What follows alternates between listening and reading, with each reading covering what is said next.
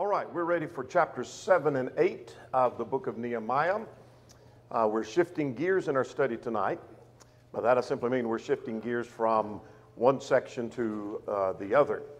So chapters 1 to 6 and then 7 to 13 is the division of the book. Chapters 1 to 6, the reconstruction of the wall. When we got through last week, the wall is done, finished. How long did it take? 52 days. Very good. Very good. 52 days to build the wall. So that was the focal point of chapters 1 through 6. Now we're shifting gears because chapters 7 to 13 has to do with re-instructing the people. And so we see that tonight, and particularly in chapter 8, the reading of the law and the learning from the law and the making the changes in their life because of the reading of the law. And so we're going to focus a good bit on chapter 8 when we get there in just a moment. Let's review where we've been, those first 6 chapters. Chapter 1, what was it about?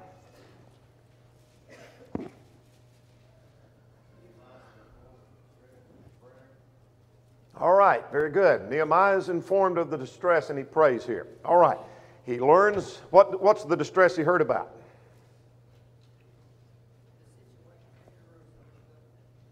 Yeah, the situation there in Jerusalem. The walls have fallen down, they haven't been rebuilt. And the people are in distress, and so he gets a message about that. Who informed him we'll come back to in just a moment. And then he stops, and the first thing he does is pray. Chapter 2. All right, yes, Nehemiah goes to Jerusalem. He wants to go to Jerusalem. I mean, what's the purpose of this trip? I'm sorry? Reconnaissance trip. He's going to gather information, see what's going on, survey and see the situation, and then he's going to put a plan together. So that brings us to end of chapter 2. What was his plan? What did he say to the people? He said 2 things. You see the distress that we're in, and then he said, let us rise up and build. And the people said, let us not rise up and build. Yeah, they said the same thing.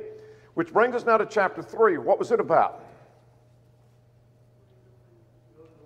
Yeah, the building the wall itself and the list of those who worked on it. And so the statement wasn't just in chapter 3 and they built the wall. That could have been included in one sentence at the end of chapter 2. But here's who built where and the details thereof. Now chapter 4, what was it about? All right, there was opposition from the enemies from without. And so here is Sanballat and Tobiah. To the north and to the south, there is enemies that are opposing them. Chapter 5, last time.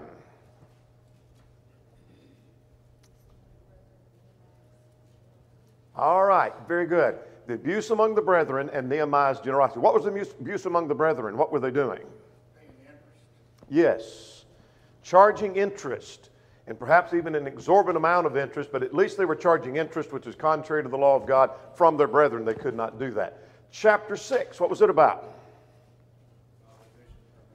More opposition from the enemies, and then finally the wall was completed in 62 days. And so from those 6 chapters, we listed a whole list of things we'll not go through again, but we listed a number of qualities of leadership. When we get to chapter 8, I know we're ready for chapter 7, we're going to build a list. I don't have it on the screen and I don't have a complete list, but we'll build it together as best we can from chapter 8. List of qualities of good teachers. Let's see what that's about in chapter 8. So let's go to question number 1 for tonight. What's chapter 7 about? Short summary of chapter 7. All right, the census of those who came back under Zerubbabel. When did that take place? That was which group? First, second, or third group? That was the first group. All right. So chapter 7, I simply call it the gates are hung in the register of the people. So really chapter 7, 1 to 3 is kind of a conclusion to what we just saw in chapter 6, the finishing of the gates. And then we have the register of the group of the first people who returned. Now, it won't take us a great deal of time to go through the list, but I do want to focus on verses 1 to 3 first of all, and let's talk about what we find in it. Now, chapter 6 had just said they finished the wall within 52 days. All right, with that in mind, then it was when the wall was built and I hung the gates, when the gatekeepers and the singers and the Levites had been appointed, that I gave the charge of Jerusalem. Now, before we list who they are, these are among those who were, I take it from verse 1, those that were appointed to be keepers of the gates were among those that were among the Levites, because they're naturally going to be in the city of Jerusalem. Now, we're going to see the repopulation of the city a little bit later in just a moment. But now verse 2 is an interesting verse to me, that I gave charge to my brother Hanani. Now, where have we seen Hanani before? Back up to chapter 1 and verse 2. When we were there, we talked about chapter 7 and verse 2. Perhaps you put a note and pointed over there to that. This is Nehemiah's brother. I take it to be his fleshly brother. Some want to think that he's saying Hanani. Notice he said one of my brethren here, but he's identified as my brother in chapter 7 and verse 2. I think most students think that he's talking about his fleshly brother. And that would have been one reason he would have been one eager to run to Nehemiah and inform him. It may have been his brother in the sense he was a fellow Jew, but I take it that it's his brother in the flesh, because he calls him my brother, but I'll leave that to you to decide for yourself. And Hananiah. So he gave charge to Hanani, and Hananiah, the leader of the citadel, verse 2, or what's another word for citadel? The palace, yes. And so here was the leader of the palace, for he was a faithful man and feared God more than many. Now the controversy of the verse isn't so much about, not a big controversy, it's more of a technical controversy.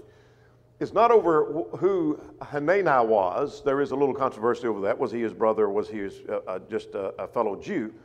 But the phrase, for he was a faithful man and feared God more than many. Does that refer to the second man that's mentioned, which I think it probably does, but some think there's a minority who think it refers to Hanani. Callan Datelich, Barnes, Jameson, Fawcett, and Brown, Matthew Henry, ISB, all think it refers to the second man, Hananiah. Adam Clark thinks it refers to Hanani, his brother. But here's what I'm learning from that. Whoever it refers to, some have even suggested they think the phrase refers to both men. I'm not sure about that. But he was a faithful man who feared God more than many. And stop and think about the implication of that phrase. What do you learn about the fear of God? We've already introduced the fear of God in chapter 1. Nehemiah focused on the fear of God in chapter 5 twice and quoted a passage from Leviticus that focused on the fear of God. We learned something about fear. Who said something here?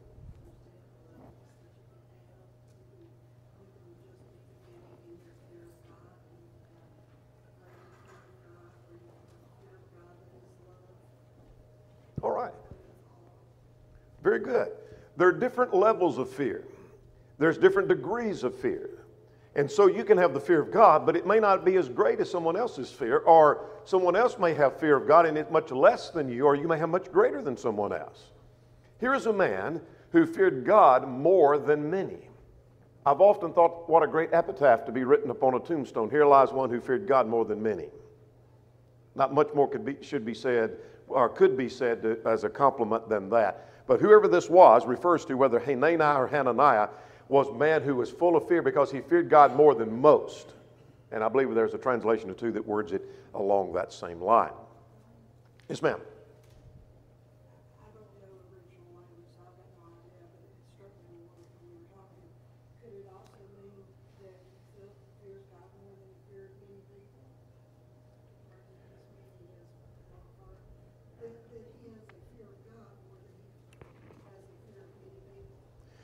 I take it because of other translations of that, that most of them will say something along the line, he feared God more than most, feared God more than others, that kind of thing. And so I think that's the focal point. Though if he feared God more than most people, he does fear God more than he would fear man. And the fear had been talked about in chapters 4. Fear of man would be implied in chapters 4 and 5. All right, let's get verse 3. Good thoughts, though. But that's a fascinating phrase to me, is he feared God more than many. Now, verse 3 what was the instructions that Nehemiah gave? And this is interesting in light of chapter 6 and chapter 4.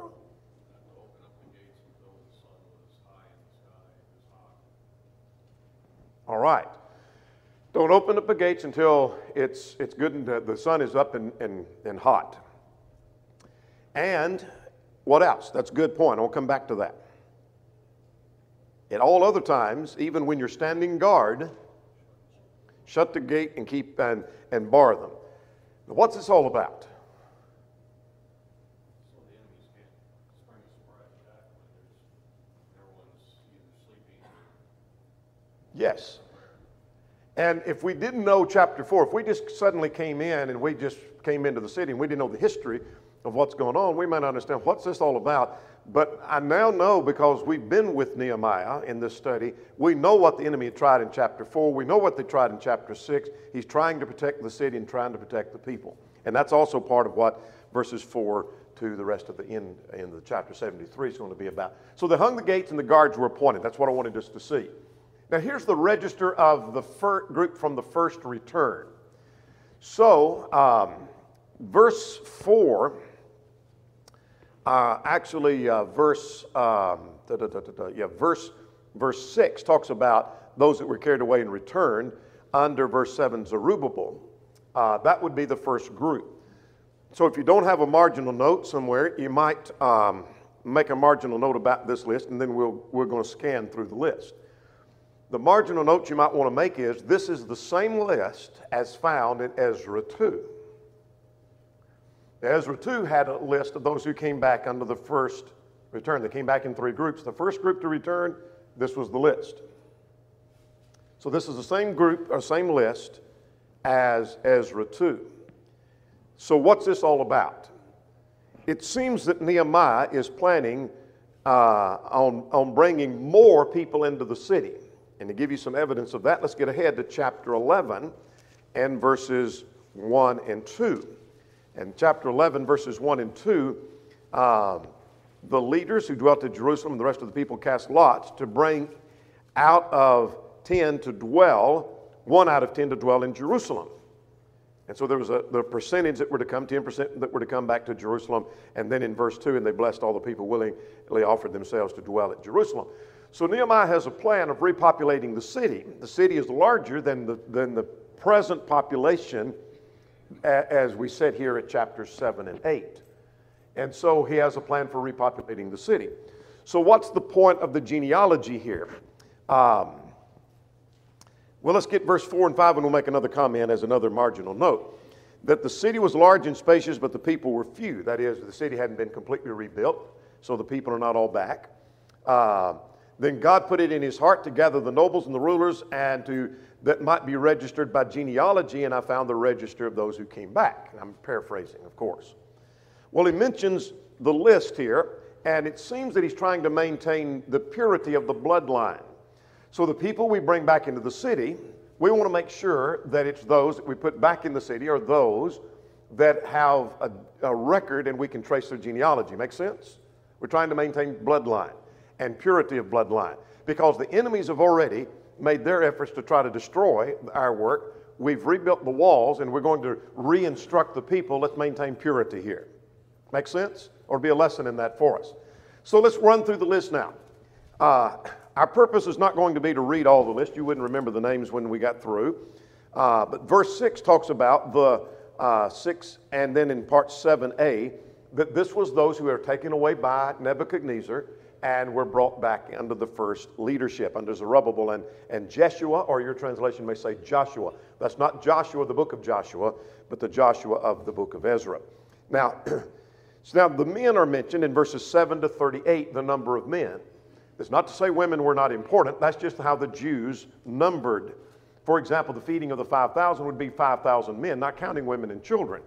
So it doesn't mean they weren't important. That's just the way the Jews counted. If you have a problem with that, then take that up with the Jews. I didn't do that. But anyway, this was the number of men, verse 7b, of the people of Israel.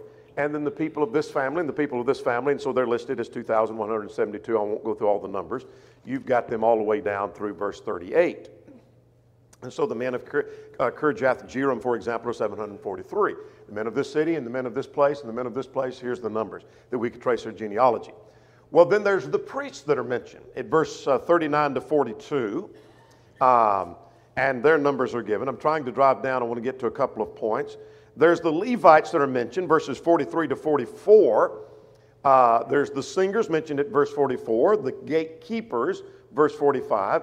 Now, verse 46 mentions through verse 60 the Nethinims. Those were temple bondsmen, temple servants. And then there's a list of those whose genealogy was not found. What's the significance of that? Since their genealogy couldn't be found, they couldn't be Levites and they couldn't be allowed to be priests. So the priesthood this is an effort to maintain the purity of the priesthood. Can you see the corruption starting? If we don't do that at this juncture, the next thing you know, you're going to have a priest who can't trace his genealogy, and then you're going to have to put another one in who, even though you can't trace his genealogy, you're going to find out he's not a true Jew, and then we're headed the wrong direction. They're going to head in the wrong direction anyway, but here's an effort to try to maintain purity. All right, that gets us down through verse 65. Now let's get to at the end of verse 65, the governor said to them that they should not eat of the holy things till a priest could consult with Urim and Thummim. What on earth? What's that about? Remember anything about Urim and Thummim?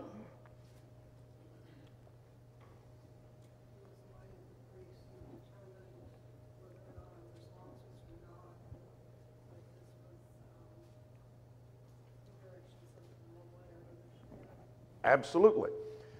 How that was done, I don't have a clue. How it worked, I don't have a clue, except that was some means wherein the high priest could consult with God and get an answer from God by Urim and Thummim. And so the point is that no one was to eat of the sacred things, that is, he was not to act like a priest unless the priest would consult with God through Urim and Thummim, and God gave them an answer. That's the point.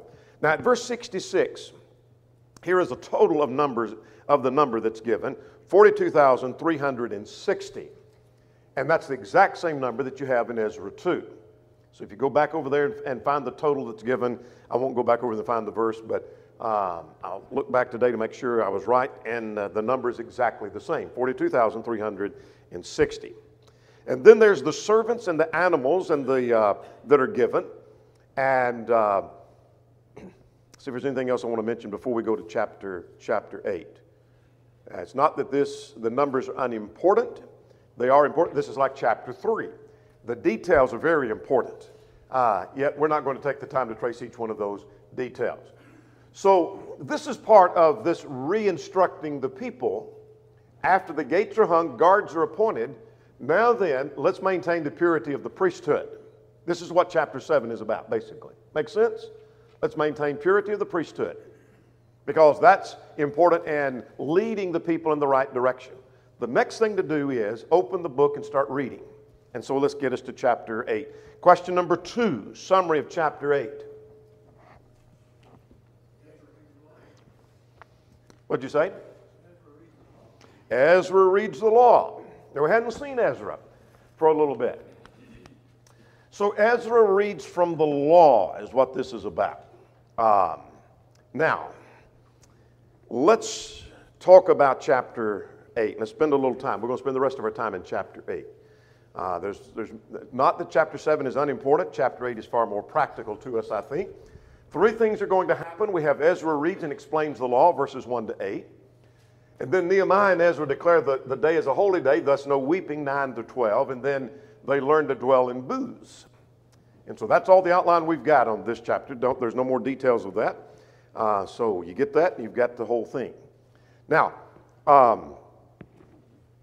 let's look at verses 1 to 8, but I want to focus on a possibility here before we get into verses 1 to 8.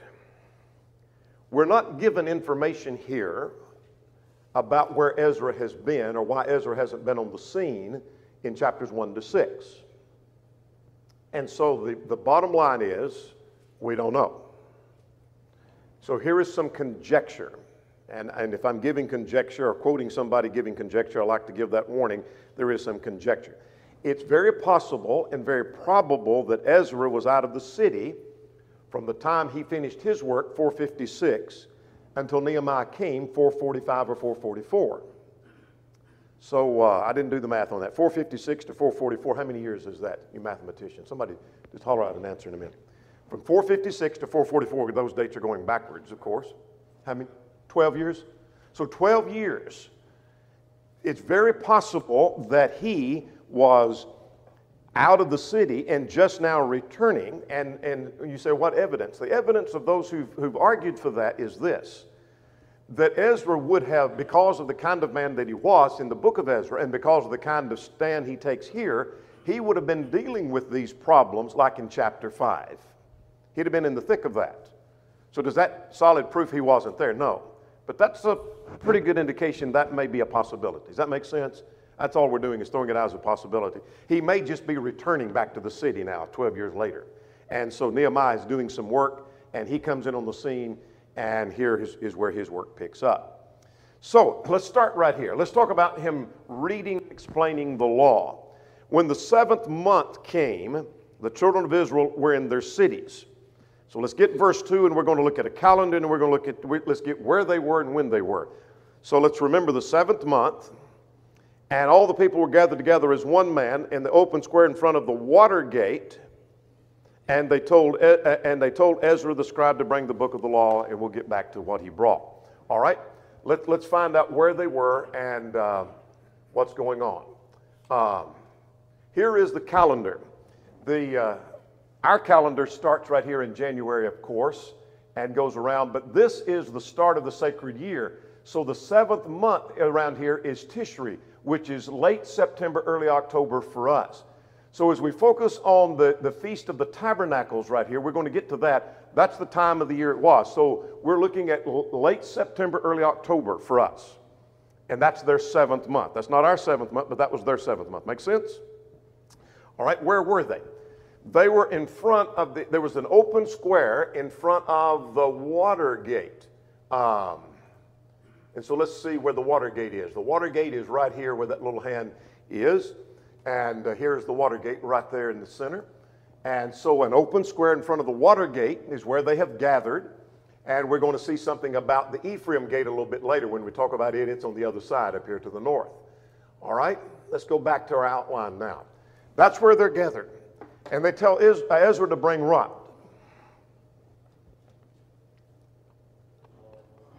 The law of Moses, which the Lord had commanded Israel. Now that phrase may not mean a lot, but if you've ever dealt with a Seventh-day Adventist, that phrase means a lot to you. Because they talk about the law of Moses and the law of God being two separate laws. Law of Moses is all the requirements of the law, like the sacrifices, etc., and all the feast days. It's been done away, but the law of God, the Ten Commandments, remains. But this was the law of Moses, which the Lord commanded Israel. They're the same law. That's another question. So Ezra, now watch for things, for qualities of teachers. And we're going to save some time at the end to list qualities of teachers we want to learn. So Ezra, priest, brought the law before the congregation of men and women and all who could hear and understand on the first day of the 7th month. Now what do you learn so far? All right, if you're going to teach, you've got to teach from the book. How many teachers in Bible classes have talked about everything but the book? How many preachers have stood before people and hardly crack open the book? I've heard men preach who've never cited a single verse in a sermon. Or maybe a handful of verses and it's only kind of flavoring their message, but they don't hardly talk about the text. They don't open up the Bible. Bible class teachers sometimes do that. They talk for 15 or 20 minutes and hadn't even opened up the Bible yet. So the first thing is you open the book. Good point. Got to be prepared. Verse 2, it is for those who can understand, those who are accountable, who can comprehend. That's who the message is for. But it's for men and women and any who can understand. That involves children. Sometimes we think, we almost leave the impression the Bible message is for older people and we've got to do something else for younger people. I want to tell you, a study of the book of Romans is just as much for a teenager as it is an 80-year-old person. The book of Acts is just as important for that 80-year-old as it is that person in the 7th grade. So it's for everybody, number 2. So teach it to everybody. All right? Then he read from it in the open square in front of the water gate. When did he read? From morning till noon. Give time and attention to the reading of the Scriptures. In other words, time wasn't a big factor. We've only got just a few minutes, so we're not going to spend much time with the Scriptures. They read from morning till midday before the men and women, those who could understand, in the ears of the people who were, here's something about the student, attentive to the book of the law. You think people sometimes are not attentive to the law? Think people ever hear the message and never even know what was being said? Carol Sutton used to tell a story about preaching a sermon, and immediately after the sermon was over, a brother asked him, said, "Can I borrow one of your sermon outlines to preach next week?" And Carol gave him the one he had just heard 15 minutes before and said, "What about that one?" He said, "That looks like a good one." Didn't remember hearing it. 15 minutes before, he said, "I believe I'll preach that." Carol said, "I believe I would." They're not attentive. All right? So Ezra the scribe, beginning at verse 4, stood on a pulpit or a platform of wood made for that purpose. And who do you have? I'm not asking you to name the names, but what do you have on each side of it? Yeah, here were men that were standing beside him. There were 6 on the right and 7 on the left. And then verse 5 is one of the most impressive verses of the entire chapter. Ezra opened the book in the sight of all the people, for he was standing above them. And when he opened it, what do you think about that? Shows respect. For what? Or who? For God. Notice the respect wasn't so much for Ezra. Look, it's the great Ezra, the great scribe. I can't wait to hear what the great scribe has to say. I've heard he's a great speaker. But when he opened it, all the people stood up. That's impressive to me. It's like, look, he's got the book. It's not that it's Ezra, but he's got the book. And when Ezra opened the book, all the people stood up. Reckon why they stood up. There's a concept that's already been mentioned several times.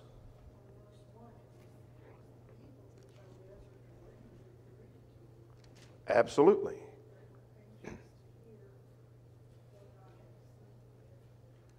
Do you think maybe that was because there is some fear of God in them that had been mentioned in chapter 1, chapter 5 twice, and in chapter 7?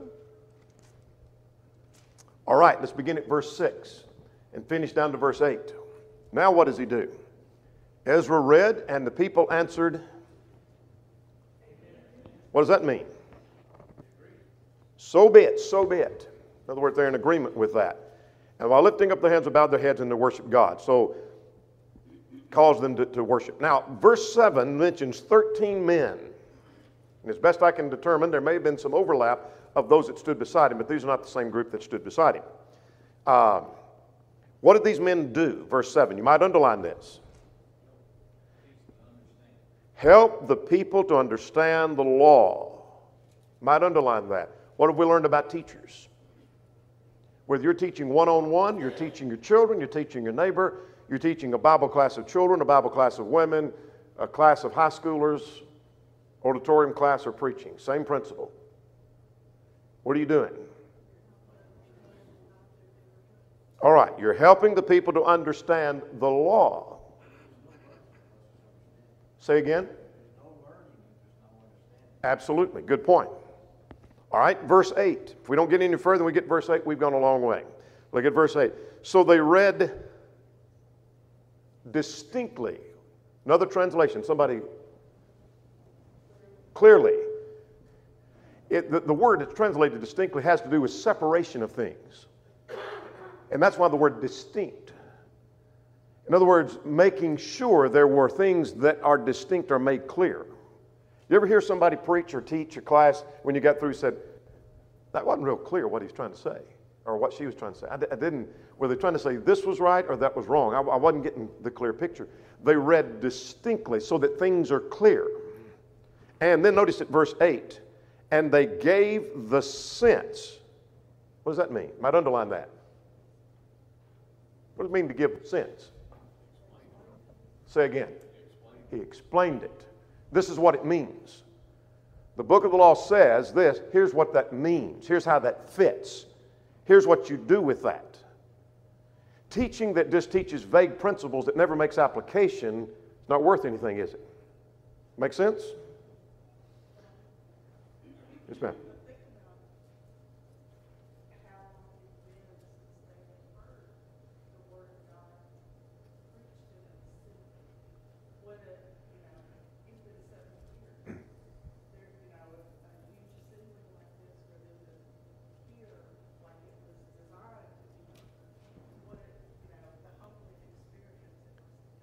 It had to be. All right, they gave them the sense and helped them to understand the reading. Now, if you haven't got anything else, we should be making a list here, and we're going to go back over this list, of qualities of good teachers. We learn qualities of leadership, chapters 1 to 6. We're learning qualities of teachers right here in chapter 8. A teacher, let's get to where we are so far. They start with the law. They open up the law. The respect is for the law. They take and they read it and they apply it to the men and the women and children. And there's respect for the law. They help the people to understand and they give the sense. Some argue that what we need to do is just teach a general principle and leave the application to everybody else and just let them figure that out. That's not what Ezra did. Ezra read and they gave the sense. Here's what that means. Here's what it means. And caused the people to understand. What a mighty assembly this was. Now, what were the people doing, as implied in verses 9 to 12, as they heard and read and understood?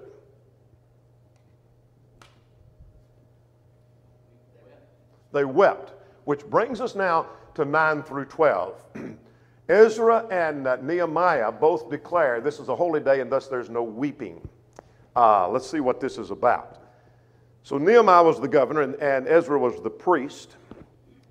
And the Levites taught the people and said, this day is a holy day of the Lord. Do not mourn nor weep, for all the people wept when they heard the words of the law. Now, we'll talk about why they shouldn't be weeping in a moment. But why were they weeping, do you think?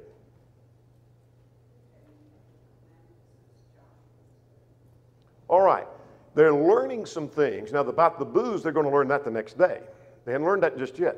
But they're learning some things maybe that they're not doing, but I take it that it's perhaps two things. They're mourning perhaps because they're seeing things they haven't been doing, but perhaps also because they're learning. The focus now has been on learning and understanding. They're understanding things they realize they should have already understood. You ever hear a class or a sermon and you come to realize some principle, I should have already known that, or I have forgotten that. And when you come to understand that, that may cause you to mourn. I should have known that before now. Perhaps that's why. Now, verse 10 now, then he said to them, go your way and eat the fat and drink the sweet and send a portion to those for whom nothing is prepared. For this day is a holy day, do not sorrow, for the joy of the Lord is your strength. Now, let's turn over to Deuteronomy 16. The Feast of the Tabernacle. Here's why they say this. You say, they read the law to them and the people weep. You think that's what they want. But this was the Feast of the Tabernacles. This was the time of the Feast of the Tabernacles, and that was to be a joyous occasion. And so Deuteronomy 16, at verse 13 through 17, you shall observe the Feast of the Tabernacles, and verse 14, you shall rejoice in your feast. And again, he mentions later at verse 15, you shall surely rejoice. It was a festive occasion and a joyous occasion. And so that's why they're telling them not to weep. It's not telling them you had a bad reaction to the Scriptures or to the reading of Scriptures. It's just that this is supposed to be a joyous occasion. So the Levites did what? Verse 11. They calmed them down and quietened them down and told them, here's what Ezra and Nehemiah told us, that this is a holy day. This is a holy day service to the Lord, and consequently, you're not to be grieved. So all the people went their way to eat, and they sent their portions, that is to the poor, which is mentioned in Deuteronomy 16, by the way. And they rejoiced greatly. Now their sorrow has turned to joy. Why are they rejoicing? End of verse 12. They understood the words that were declared to them. Here's a good quality of a teacher, is when he recognizes that what he has taught has been understood. There's not a thing said here about whether people liked it or disliked it, but was it understood? That's what makes a difference. And so you want to be, I don't know if I'm doing a good job teaching. Do the people understand what you've taught them? If they do, and you say they didn't like it, that ain't your problem. Problem is, did they understand what you taught them? That's a quality of a good teacher. Make sense? All right. Anything on 9 through 12? You might underline it, verse 12, before I go back to that question. Because they understood the words that were declared to them. Now let me footnote. Have you ever heard somebody preach or teach that when they got through, you didn't have a clue what they were talking about? Have you ever heard somebody teach a class, and when they got through, if they hadn't announced at the beginning of the class that this was about Philippians 4, you would have known it was about Philippians 4, because they talked about everything but that.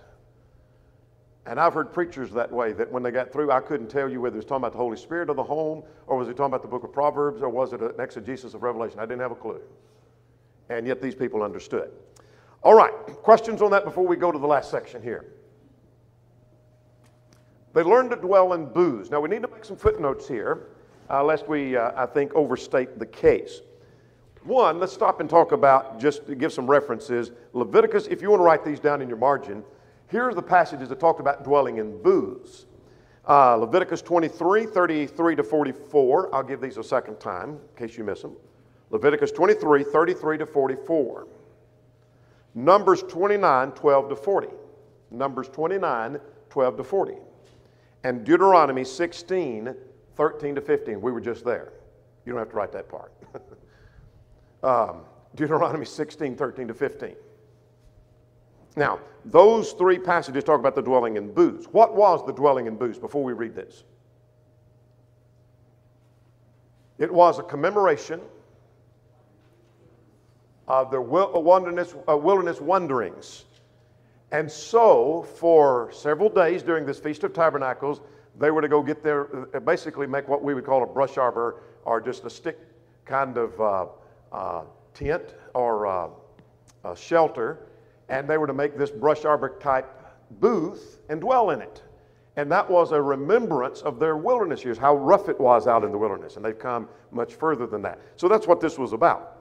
So on the second day, they read the scriptures for half a day the day before, so they come back the next day. And Ezra the scribe gathered the people together, and in order to understand the words of the law, they're going to go at it again.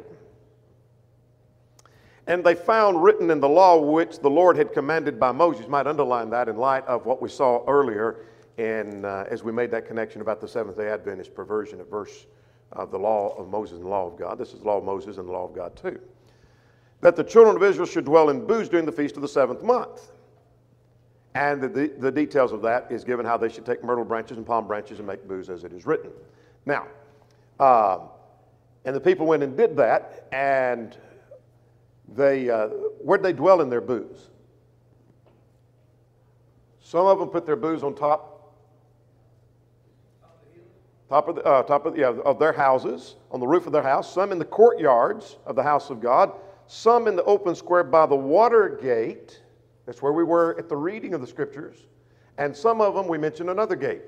On the other side and further to the north, at the Ephraim gate, some over there by that. So they set booths up different places for this Feast of the Tabernacle. So the whole congregation, verse 17, who had returned from the captivity, made booths and dwelt in. For since the days of Joshua, the son of Nun, until the day of the children of Israel, had not done so. And there was gladness. Now we'll come back to verse 18 in a moment. Let's make a little clarification here. Does this mean they had not kept the Feast of the Tabernacle since the days of Joshua? I don't think so. And the reason I don't think that is because Ezra 3, verse 4 says they did. So they had been keeping it. It just means that they had not been dwelling in booze. Colin Datelich, make sure I've got the right reference on that. Yeah, Colin Datelich makes the observation that neither do the words imply that since the days of Joshua that no one had dwelt in booze, but that as a celebration they had not done that as a whole congregation. And that's possible. So I don't know, and it may be like, maybe this is not a good parallel. Suppose over time we just kind of forget about the unleavened bread for the Lord's Supper, but we're still having the Lord's Supper, but we're using the fruit of the vine, just don't have unleavened bread. But we keep doing that. And someone might say, for 10 years we hadn't observed the Lord's Supper. Oh yeah, we've been observing the Lord's Supper, we just haven't been using all the elements. And maybe part of the congregation has been having all of the elements. Does that make sense? But we hadn't been doing it as a whole congregation like we should have, is the point. And that may be what was going on here. I don't think it means they didn't observe the Feast of the Tabernacles. They didn't observe it as they were supposed to. They didn't observe the whole thing. They weren't dwelling in booze. At least the whole congregation was. And I think that's the significance of verse 17. So the whole congregation who had returned, and then it mentions that not since the days of Joshua had this been done. That is, as a whole congregation. And the result was what? End of verse 17. There was great gladness. All right, let's get verse 18. Then we're going to wrap up with some practical things. That, and day by day and from the first day until the last, they read from the book of the law of God. And so here was a daily meeting from the first day of the last at this Feast of the Tabernacles. They read from the book of the law of God. And they kept the assembly in the prescribed manner, began to follow after whatever the Lord had told them to do. This is from Irvin Jensen. I like what he did here. He calls this the fruits of the word when it's read. When they read it, there was understanding. When they read it, there was joy. And when they read it, there was discovery. You read the scriptures, you will understand. If you read the scriptures, you'll have joy. And when you read the scriptures, there's going to be discovery. You're going to discover things you didn't know, and you're going to discover things you ought to be doing. 3 great things. Accomplish.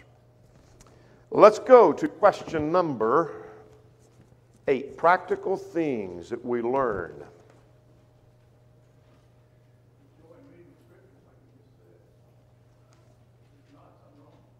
All right, we ought to enjoy reading the scriptures. Let me scrap that question because here's the one I really want to focus on. I don't mean that's unimportant. Let's go to question 6. What do you learn about preaching and teaching from Ezra in Nehemiah 8? That's the more important question. What do we learn? Something maybe I didn't mention. Sometimes we just need help understanding. All right, sometimes we need help understanding. What else? The focus is on the Word. Focus is on the Word. There's a church out in California that has on the a metal plaque on the platform up here that when the preacher gets up, it has a statement from the Gospel of John that says, "Sir, we would see Jesus." I like that. You stand before us, we don't need to see you, we need to see Jesus. Tell us what he said. What else? Question number 8, now 6. What do you learn about preaching and teaching?